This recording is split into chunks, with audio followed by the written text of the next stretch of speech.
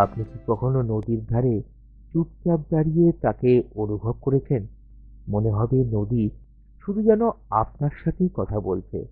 সেই অনুভূতির খোঁজে আমরা চলেছি একটি লুকানো রোমান্টিক রিভারসাইড ডেস্টিনেশনের খোঁজে। কলকাতা থেকে মাত্র কয়েক ঘন্টার দূরত্বে এমন একটি নদীর ঘাট আছে যেখানে সময় থেমে যায়। ভিড় নেই, কোলাহলও নেই, শুধু গঙ্গার ঢেউ আর মনের গভীর অনুভূতি। আজ আমরা চলেছি শান্তিপুরের কালনা ঘাটে।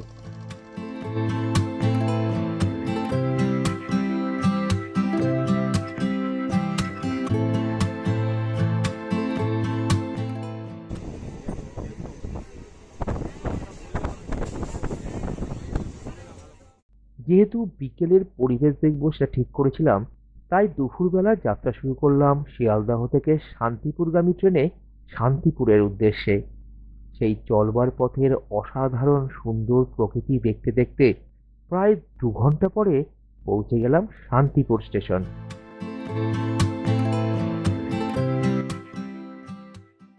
মুহূর্তে শান্তিপুর স্টেশনে। এবার এইখান থেকে আমি যাব কালনা ঘাটে। হ্যাঁ, এখান থেকে ঠিক শুনেছেন। শান্তিপুর স্টেশন থেকে বাইরে বেরিয়ে টোটোতে করে আমি যাব কালনা ঘাট।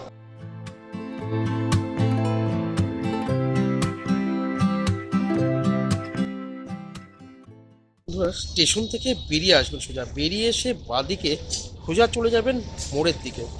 সেই মোড়ের ওখান থেকে আপনারা পেয়ে যাবেন কালনা ঘাট যাওয়ার টোটো। ঠিক আছে, সামনে থেকে নিলে পরে রিজার্ভ করে নিয়ে যেতে হবে, তার জন্য বেশি টাকা লাগবে, কিন্তু ওইখান থেকে আপনারা সম্পূর্ণভাবে টোটো পেয়ে যাবেন। ডিরেক্ট অটো ছিল না, তাই প্রথমে মতিগঞ্জ অবধি এগিয়ে গেলাম।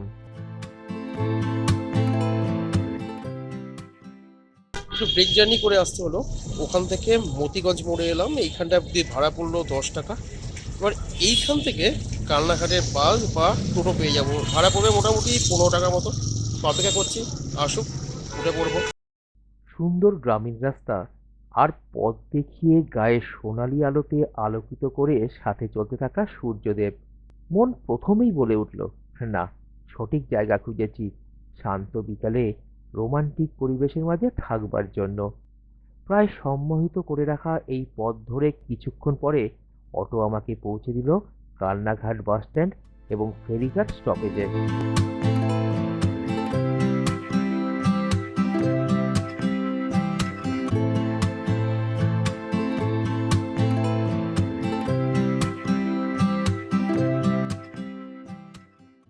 এই মুহূর্তে পৌঁছে গেছি কালনাঘাটে। এখন আস্তে আস্তে বিকাল হচ্ছে, সূর্য আস্তে আস্তে অস্ত যাবে। নদীর পাড়ে অসাধারণ পরিবেশ, বাচ্চারা খেলছে, লোকেরা এখানে ঘুরে বেড়াচ্ছে। দেখলাম ফেরিঘাটে লোকেদের ব্যস্ততা। নদীর অপর প্রান্তে পৌঁছানোর জন্য ফেরিতে মানুষ এবং যানবাহন সবাই একসাথে জড়ো হচ্ছে। প্রথম দর্শনেই এটাই উপলব্ধি করলাম যে নদিয়া জেলার শান্তিপুরের কাছে অবস্থিত কালনাঘাট হুগলি নদীর তীরে এক শান্ত নিরিবিলি জায়গা। কাপল, সোলো ট্রাভেলার, ফটোগ্রাফার কিংবা যারা একদিনের জন্য শহরের ব্যস্ততা থেকে দূরে যেতে চান তাদের জন্য একদম পারফেক্ট।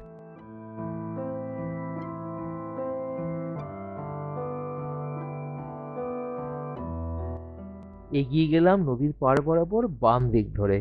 সুন্দর লাগলো, বেশ শান্ত নিরিবিলি, এবং দেখতে পেলাম এখানে মানুষেরা বিকালে ঘুরতেও আসছে, অনেকটা ওই শহরের রোমান্টিক জায়গার মতন করেই। অনেক যুগলে একসাথে, কিংবা নিজেদের ভিডিও করতে, যা আজকের সোশ্যাল মিডিয়াতে খুব চলছে, অথবা আমার মতন করে ছোট্ট নিরিবিলি সুন্দর প্রকৃতি দর্শনের জন্য। বন্ধুরা, শান্তিপুর কালনাঘাট থেকে হাঁটতে হাঁটতে যেখানে বসার জায়গাটা আছে, তার বাঁদিকে দেখবেন একটা সুন্দর রাস্তা চলে গেছে। সেটা হচ্ছে গিয়ে এই বাবলা বন বাগান। এই বাবলা বন যেখানে জায়গাটা, সেখানটা খুব বিকালে লোকেরা ঘুরতে পর্যন্ত আসে। অসাধারণ জায়গা, খুব সুন্দর জায়গা। আর সেখানে কিন্তু আপনাদের কাজে নিয়ে এসেছি। এটাই কিন্তু একটা নতুন চমক আপনাদের জন্য। ঘুরে বেড়াতে লাগলাম নিজের মনে এই অপূর্ব পরিবেশের মাঝে। নদীর ধারে হাঁটতে হাঁটতে পায়ের শব্দ মিশে যায় জলের কলকল ধ্বনিতে। হালকা বাতাস মুখ ছুঁয়ে যায়, ঠিক যেন অদৃশ্য কোনো প্রিয় মানুষের স্পর্শ, যার সঙ্গে ভেজা মাটির গন্ধ আর শান্তির অনুভূতি মনের মাঝে ভেসে আসে।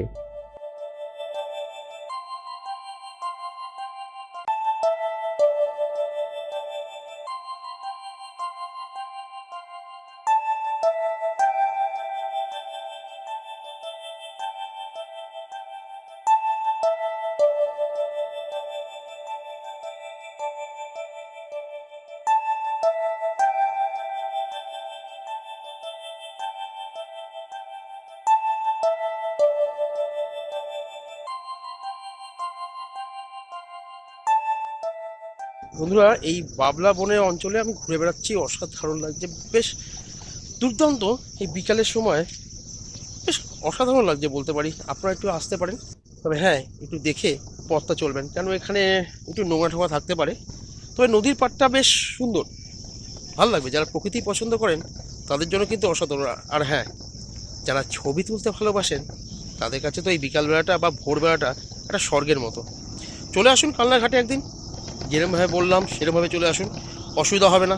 ঠিক আছে, চলুন আরও কিছু ছবি তুলে নেওয়া যাক আপনাদের জন্য। নদীর ধারে মানে শুধু জল আর মাটি নয়, এটা এমন একটা জায়গা যেখানে সময় একটু ধীরে চলে, যেখানে নদীর শান্ত প্রবাহ বয়ে নিয়ে যায় অজস্র গল্প, নৌকার চলাচল, চাপা প্রতিশ্রুতি আর সোনালী বিকেলের স্মৃতি। এইগুলো ঝিলমিল করে ঠিক স্বপ্নের মতন করে। আর নদী, সে নিজেই যেন আকাশের নিচে আপন মনে হেসে চলেছে।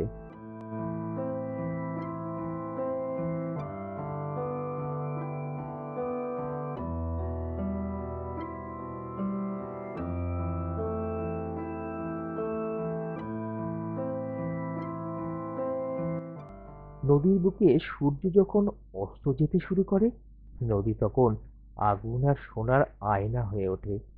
আকাশের রং এসে পড়ে জলের উপর, কত রকমের রং, কমলা, গোলাপি, বেগুনি। মনে হয় প্রকৃতি নিজেই যেন ভালোবাসার স্বীকারোক্তি করছে।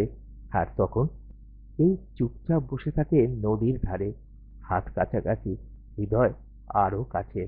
কেউ কথা বলে, কেউ হাসে, আর কেউ নীরবতাকেই সব কথা বলতে দেয়।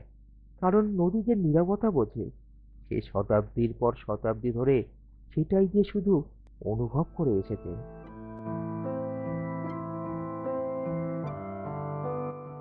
কেমন লাগলো বন্ধুরা আমাদের এই কালনাঘাট ভ্রমণ? আশা করি আপনাদের ভালো লেগেছে। এরকম আরও ভিডিও নিয়ে খুব তাড়াতাড়ি ফিরে আসছি আপনাদের কাছে। সাথে থাকুন আমাদের, আর দেখতে থাকুন আপনাদের এই প্রিয় সৌমেন উইথ মাদার চ্যানেলটিকে। আমাদের একটি ফেসবুক পেজও আছে এবং ইনস্টাও আছে, আপনারা সেটাও একটু ফলো করে নেবেন। আর আপনাদের বন্ধুদের কাছে বা প্রিয়জনদের কাছে এই ভিডিও এবং সেগুলি একটু পৌঁছে দেবেন, আশা করি তাদেরও ভালো লাগবে। খুব তাড়াতাড়ি দেখা হচ্ছে আগামী পর্বে।